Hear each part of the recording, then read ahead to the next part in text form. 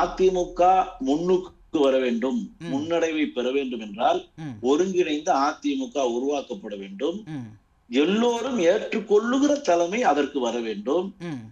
அந்த தலைமை அனைவரையும் அரவணைக்கிற தலைமையாக இருக்க வேண்டும். வல்லவனாக இருந்தால் மட்டும் போதாது, நல்லவனாக இருக்க வேண்டும். நாணயம் வைத்திருக்கிறாக இருந்தால் மட்டும் போதாது, நான் நயம் மிக்கவனாக இருக்க வேண்டும். நெஞ்சுரம் கொண்டவர்களாக இருந்தால் மட்டும் போதாது, அன்புள்ளம் கொண்டவர்களாக இருக்க வேண்டும் என்பதை ஒரு தலைமைக்கான தகுதிகளாக புரட்சித் தலைவர் ஏற்கனவே சொல்லியிருந்தார்.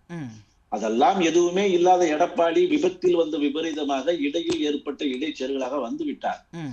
இந்த அதிமுகவினுடைய கேடு காலம், பழனிசாமியினுடைய காலம். அதனால் இந்த அதிமுகவுக்கு ஏற்பட்ட இருண்ட காலம், எப்படி தமிழக வரலாற்றில் களப்பிரர்கள் காலம் இருண்ட காலம் என்று சொல்வார்களோ, அது மாதிரி அதிமுகவில் எடப்பாடியின் காலம் இருண்ட காலம். இந்த இருண்ட காலத்தை துடைத்து விட்டு ஒரு ஒளிமிக்க காலமாக மாற்ற வேண்டும் என்றால் பழனிசாமி இல்லாத அதிமுகவை உருவாக்க வேண்டும். அதுவும் ஒருங்கிணைந்த அதிமுகவாக இருக்க வேண்டும்.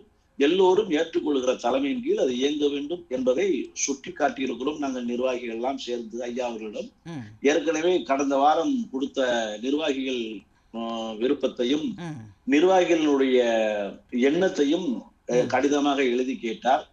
அதையும் எல்லா நிர்வாகிகளும் கொடுத்திருக்கிறார்கள். அதனால் அதிமுகவை அளிக்கின்ற அழிவு சக்தியாக இருக்கக்கூடிய எடப்பாடி எந்த சூழ்நிலையிலும் தலைமையாகவோ முதல்வர் வேட்பாளராகவோ வந்துவிடக் கூடாது என்பதுதான் தமிழக மக்களின் விருப்பமாகவும் எங்கள் நிர்வாகிகள் விருப்பமாகவும் தொண்டர்கள் விருப்பமாகவும் இருக்கிறது. அதனால் அவர்கள் எண்ணத்தை ஐயா அவர்கள் பிரதிபலித்திருப்பார் என்றே கருதுகிறேன்.